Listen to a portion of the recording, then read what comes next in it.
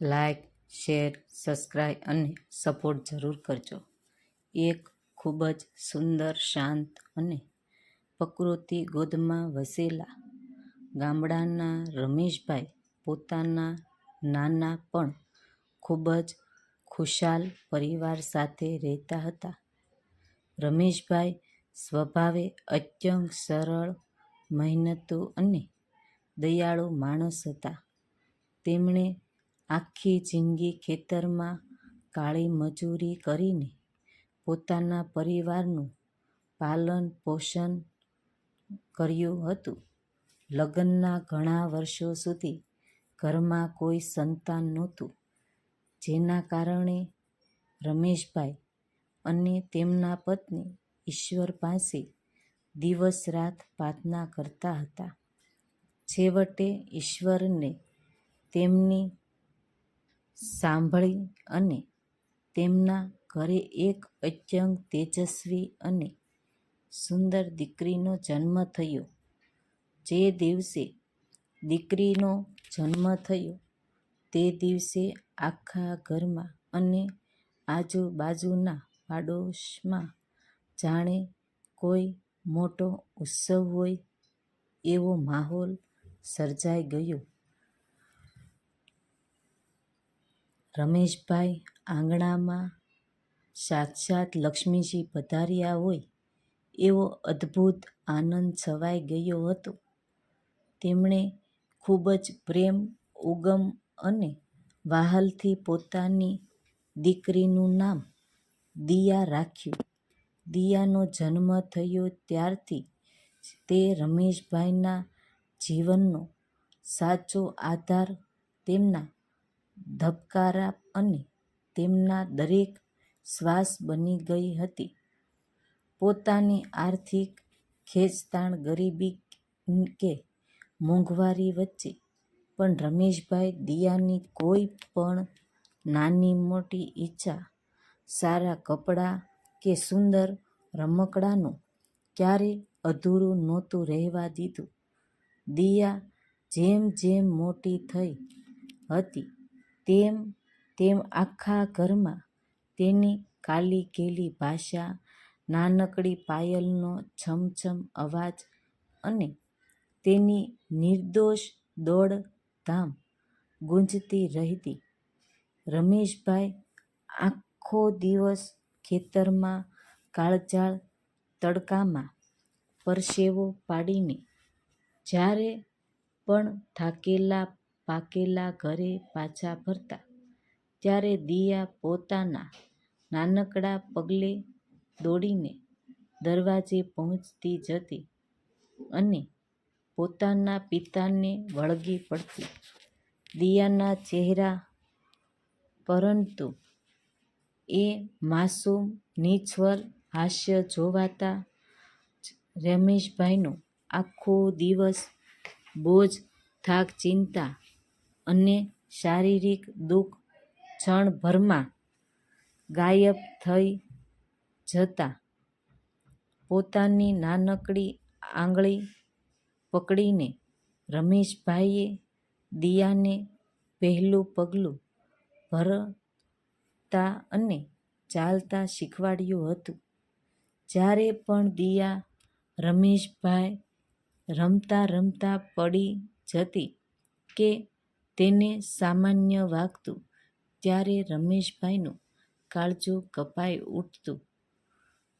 તેઓ ખેતરનું કામ છોડીને પણ દોડી આવતા અને તેને તુરંત ઉંચકીને પોતાની છાતીએ લગાડી લેતા તથા તેના પર પ્રેમનો વરસાદ વરસાવી દેતા.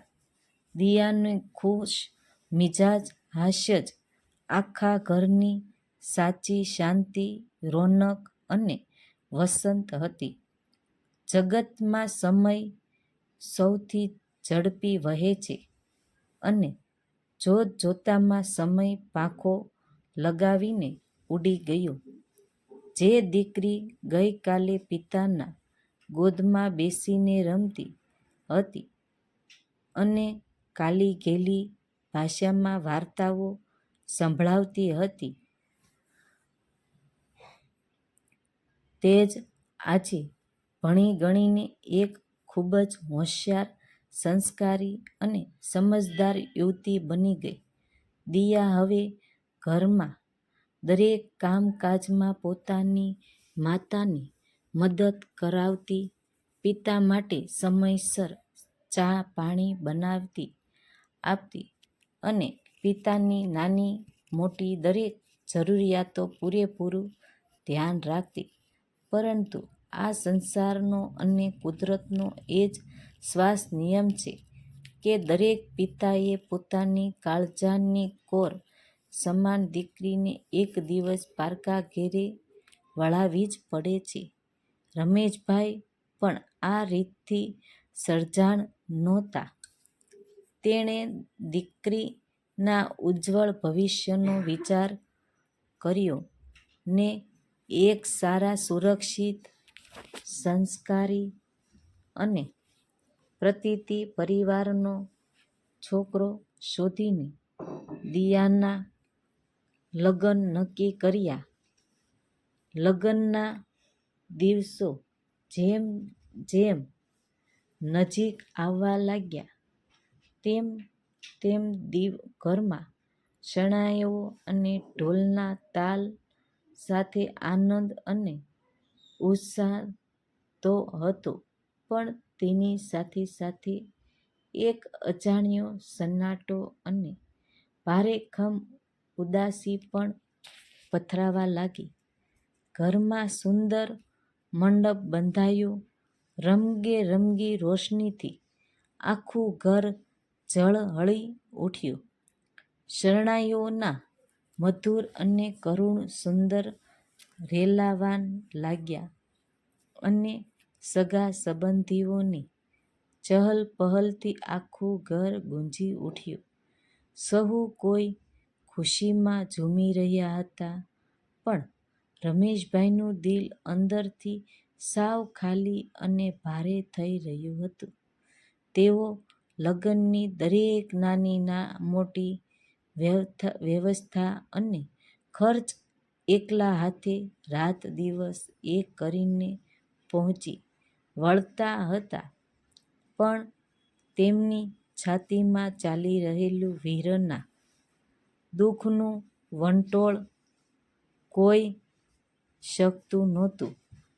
જે ઘરમાં દિયાની પાયલનો અવાજ ગુંજતો હતો, જે ખૂણે ખૂણામાં તેની યાદો પથરાયેલી હતી, તે ઘર હવે ટૂંક સમયમાં જ સાવ સુનકાર થઈ જવાનું હતું.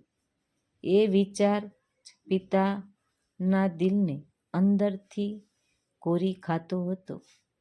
છેવટે લગ્નનો પવિત્ર દિવસ પણ આવી પહોંચ્યો. ગોર મહારાજના વૈદિક મંત્રોચ્ચાર સાથે તમામ ધાર્મિક વિધિઓ પૂરી થઈ અને મંડપના સપ્તપદીના 7 ફેરા પૂર્ણ થયા. હવે આખા પ્રસંગની સૌથી કઠિન, ભાવુક અને હૃદયસ્પર્શી ક્ષણ એવી વિદાયની ઘડી આવી પહોંચી. આખા મંડપમાં એકાએક ગંભીર શાંત છવાઈ ગયું. દિયા જ્યારે પોતાના પરિવાર, માતા અને ભાભીને ભેટીને વખતે નાનકડા બાળકની જેમ ફૂટ-ફૂટથી રડી રહી હતી, ત્યારે હાજર રહેલા આબાલ વૃદ્ધ સહુ કોઈની આંખોમાંથી અશ્રુધાર વહી નીકળ્યા.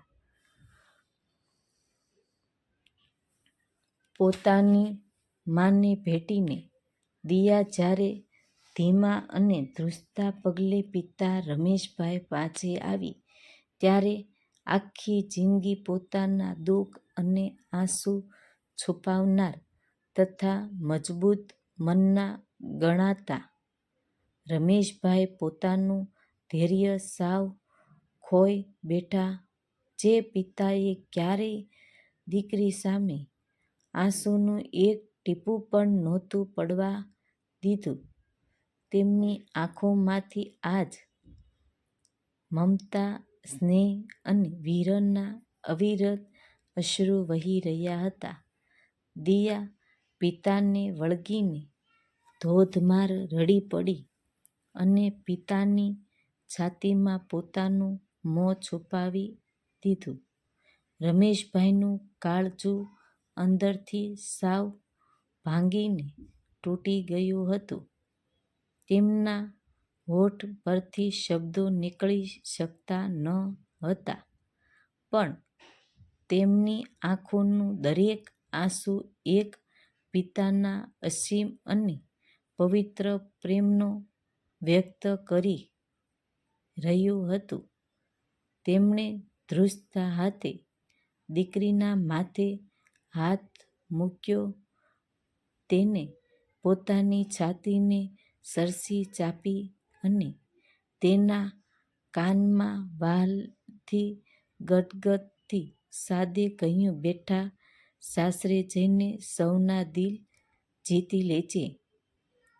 બધું જ ધ્યાન રાખજે અને હંમેશા ખુશ રહેજે.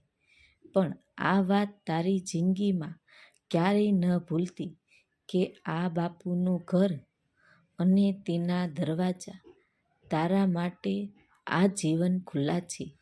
જો ક્યારેય તારું મન દુઃખી થાય, કોઈ વાતની ચિંતા હોય કે કોઈ તકલીફ પડે તો એક ક્ષણનો પણ વિચાર કર્યા વગર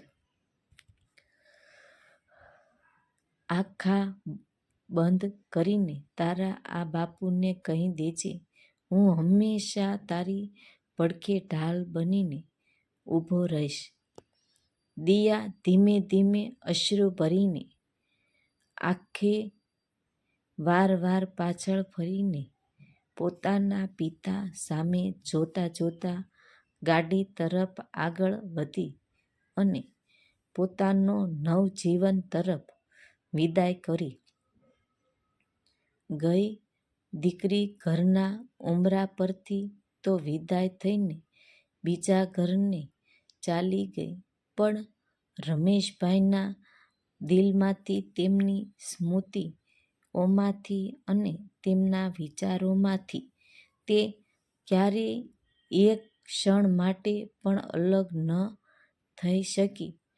દીકરી સાસરે ગઈ છતાં તેનો સ્નેહ, તેની બાળપણની મધુર યાદો, તેનું રમૂજી હાસ્ય અને તેની મમતા પિતાના હૃદયમાં આજીવન અમર બનીને જીવિત રહી ગઈ.